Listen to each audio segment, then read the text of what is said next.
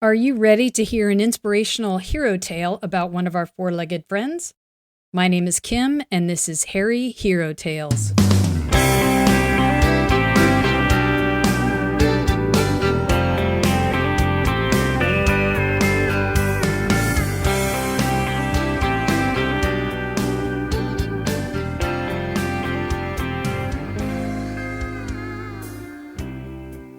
Welcome to episode 4 of Harry Hero Tales, Animals to the Rescue. I'm your host, Kim Hagel. In this episode, I'll be sharing our very first entirely international story, and it's about a hero named Hachiko. While our first episodes shared amazing stories about animals in military combat or first responder situations, this one is completely unique, inspiring, and in an extraordinary way, it's also a story about a man and his dog. Let me warn you, though, now, this one, while being the definition of inspiration, it is also a tearjerker. So prepare yourself with some tissues, and if you're listening in your car, please drive carefully. Now, to sum up this story in one word is pretty easy: devotion. Hachiko was born November 10th, 1923. Fun fact, Hachiko shares his birthday with the United States Marine Corps. Hachiko is from a town in Odate, which is within the Akita prefecture. A Japanese prefecture is the subnational administration or regional administration within the Japanese government. Hachiko was also an Akita dog. The Akita breed as we know it dates back to the 16th century. It came to us from a mountainous region in Japan in the Akita prefecture. The original ancestor of this breed was known as the Akita Matagi, which means Akita hunter or hunting dog. And it had been a fighting dog and hunting dog for the samurai of that time. Apparently, the Akita could hunt, attack, and even take down a bear. Now, the Akita at the time of our story was actually a breed in decline. When it was revered in the 17th or 18th century, I found reports that the Akita could not be owned by the masses. What this means is, at that time in history, it was actually illegal for anyone outside of the imperial family or high-ranking nobles to own an Akita. If this is true, this restriction likely limited the number of pure Akitas within Japan for many years. I found articles and comments that the number of pure Akitas in the 1920s was estimated to be less than 50. Some reports stating it may have actually been less than 30. There was also some controversy around what constituted a pure Akita. Some lines had been bred with German Shepherds and other lines with Japanese dog breeds. So how the Akita was counted and defined also likely limited tracking how many existed in the early 20th century. Either way, whichever line Hachiko is from was definitely not vast in numbers at the time our hero was born. Hachiko's story cannot be told without sharing a bit about the object of his devotion, Professor Hidesaburo Ueno. Professor Ueno was born on January 19, 1872. He graduated in 1895 from the Tokyo Imperial University's Agricultural Department. He then entered their graduate program, which he completed in 1900 with a degree in agricultural engineering. By 1902, he had joined the facility to become a professor of agricultural science. His expertise, or the focus of his work aside from teaching, was in reclaiming or restoring land as well as in drainage engineering. Some of his work helped restore areas of Japan after earthquakes or other destructive circumstances. Now, based on their actions and support of his legacy after his death, Professor Ueno's students clearly respected and admired him. He must have been an amazing teacher. And based on Hachiko's devotion, he also must have been a very kind and loving human being. From the research I've done, I never found where the professor had ever married or had any children. If this is true, in my opinion, he gave his whole heart to his work, to his students, and to Hachiko. So how did our hero and the professor's story begin? Well, like many of you listening, the professor at about age 50 got a dog. For a long time, the professor longed for an Akita, and one of his students had recommended that he get a puppy that he had seen. Finding the puppy in the town of Odate, Ueno brought him home to the Shibuya area of Tokyo. Apparently, the train ride to Tokyo was nearly 20 hours and was very hard on the puppy, who was ill when he finally arrived. Some stories that I found that came out later stated the trip very nearly killed him, and it took a few months for him to recover under the loving care of Professor Ueno. But he more than recovered. Hachiko ultimately thrived with his beloved master. During these early months after his recovery, and given that Ueno was a teacher, I'm sure he spent a great deal of time with Hachiko, talking, training, and teaching him. His name at the time was actually Hachi, which means 8 in Japanese. Apparently, 8 is a very lucky number, so the professor clearly saw Hachi as bringing him good luck. Later, as Hachi got older and was behaving well under the teachings of his master, he began a very special ritual. The professor, in order to commute to his job at the university, had to take a train each morning from the Shibuya station in Tokyo. I've been to Japan, and I took a bullet train from Tokyo to Nagoya. I'm not sure, but I may have actually been in the Shibuya train station. I can tell you what I recall was a huge complex filled with a lot of people when I was there. And apparently at the time the professor used it, it was also a hub of activity. But even with the distractions of the hustle and bustle of the city and the train station, Hachi was trustworthy enough to make the trip with the professor each morning to see him off. Which means he was on his own to find his way back home after the professor boarded his train.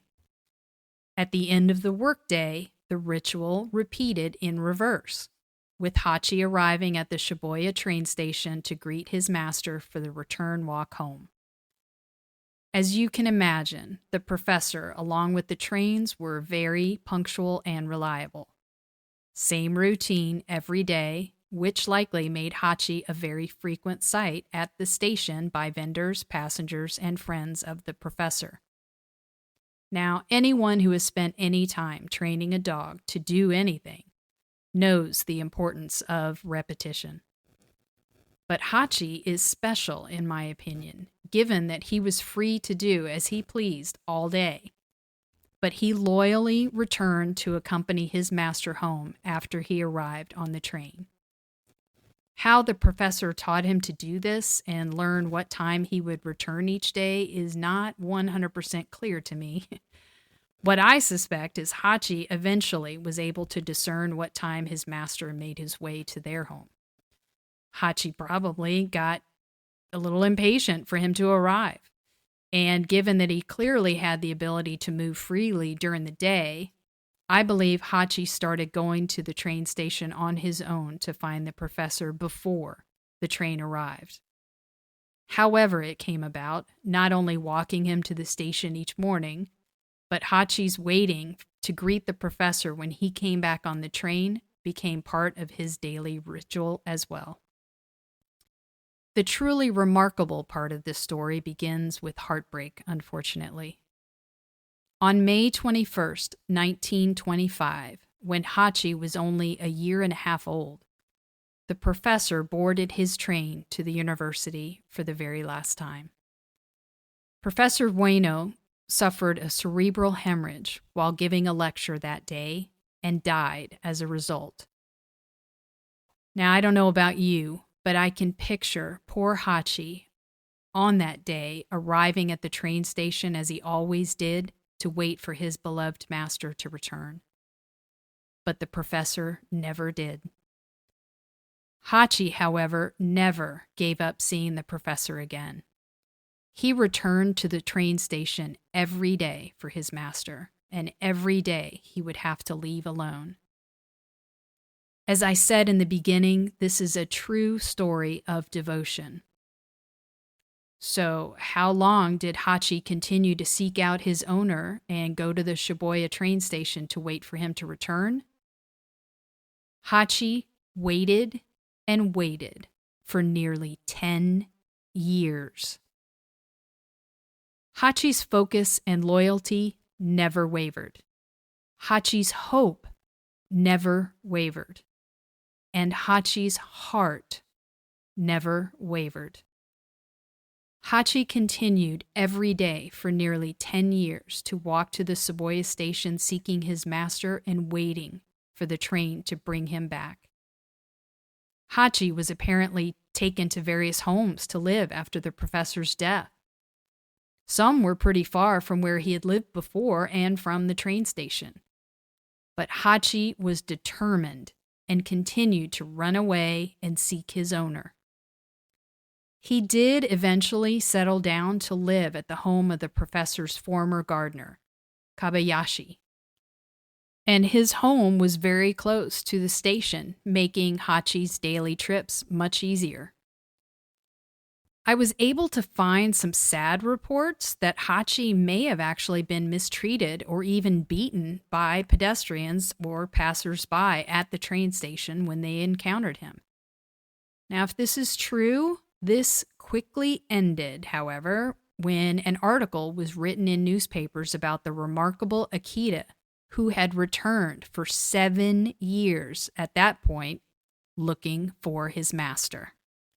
In 1932, Hirokichi Saito, one of the professor's students who had researched and learned a great deal about the Akita dog breed, had an article he wrote published in the Asahi Shimbun, a daily newspaper which today is one of Japan's top 5 national newspapers. The article chronicled the amazing story of Hachi's devotion to his master, Professor Bueno, and the daily ritual of returning to greet him at the Shibuya train station, and the remarkable fact that he had been doing it since the day his master should have returned in 1925. As a result of the article, Hachi became a beloved visitor at the Shibuya station and was celebrated nationally throughout Japan. He became a symbol of devotion and loyalty for families, children, and the people of Japan. Hachi was so revered that in 1934, the sculptor Teru Ando's bronze statue of Hachi was placed at the Shibuya station. Hachi, unlike many heroes throughout history who have long passed before they were commemorated with anything like a statue, actually attended the unveiling that April. Hachi's name was also modified to add the suffix ko at the end. Previously only known as Hachi, he was now known as Hachiko. Research I've done shows this suffix is typically added to the end of a name in Japan as a sign of innocence of childhood, or it means adorable child. It was definitely a sign of affection by the Japanese people for this amazing Akita dog. The first statue placed at the Shibuya station in 1934 was actually melted down during World War II for the war effort. The artist's son created another just like his father's, and in 1948, it was placed at the Shibuya station, where it still stands today, and is next to what is become known as the Hachiko exit. This statue has become a popular gathering spot, and many like to visit to pay their respects to this truly amazing dog. Another statue is on the campus of the University of Tokyo. Unveiled in March 2015 by the Faculty of Agriculture, this bronze statue depicts the return of Professor Bueno to his beloved Hachi, with the Akita excitedly raising his front paws to the chest and hands of his master. The children of Japan are to this day taught the story of Hachiko as a true example of loyalty, faithfulness, hope, and devotion. Such a great story couldn't be overlooked by writers of books nor movie makers. There are several of each. The movie I finally saw, after putting off watching it because I knew what a tearjerker it would turn out to be, was definitely done in Hollywood style. I will say, at its core, it is faithful to the remarkable story of a devoted Akita to his professor, but there are some distinct differences to Americanize it. Released in 2009, the movie is called Hachi, A Dog's Tale. It stars Richard Gere as Professor Wilson. It shares the true nature of the relationship between the professor and Hachi, as well as the devoted return day after day for many years after his master had died. Filmed in Rhode Island, the train station featured in the movie is in Woonsocket. In 2012, a bronze statue like the one at the Shibuya train station in Tokyo was unveiled to show love and respect for the beloved Hachiko. It still stands there today in Woonsocket. All of the statues, books, and movies share the story of Hachiko's devotion and hope for his owner's return that was never meant to be. In 1935, at the age of 11, and after more than 9 years and 9 months of his vigil and ritual of returning every day to the Shibuya train station for Professor Bueno, Hachiko died. Many listeners may be like me, those who have lost a beloved animal and imagine the Rainbow Bridge, where they will go to walk or run or play while they wait patiently for our arrival. With the story of Hachiko, I like to think of him after so many years of longing, finally traveling the Rainbow Bridge to board a train and to find his beloved master who instead is waiting there for him. Hachi has no more heartbreak and no more walks home alone. Hachiko is forever with his professor. While that only touches the surface of this amazing hairy hero, we have to leave it there for this episode. If you know of a great hairy hero tale and would like to hear it on this podcast, email us at hairyherotales@gmail.com. For more information on this program, visit our website, www.hairyherotales.com. That's TAILS.com. And be sure to follow us on Facebook, Instagram, and wherever you get your podcast. This is a Southpaw Productions podcast, edited, produced, and hosted by me, Kim Hagel. Opening and closing music provided by Mary Selvage. Be sure to follow her on Instagram at Selvage613 for her live show schedule, and check out her complete catalog of music available on Spotify, Apple Music, and more. And remember, there are hairy four-legged heroes all around us. Who knows, you might even adopt one. I've adopted many little heroes from some amazing animal rescue organizations, and I've featured 2 on my website, the All-American Dachshund Rescue and the French Bulldog Rescue Network. If you are looking to rescue your next hero or would like to help with transport or financial support, I highly recommend both of these organizations. Neither are affiliated with this program in any way, but both have my sincere gratitude and support. Thank you to all the heroes of the world, and a special shout out for Harry Heroes Everywhere.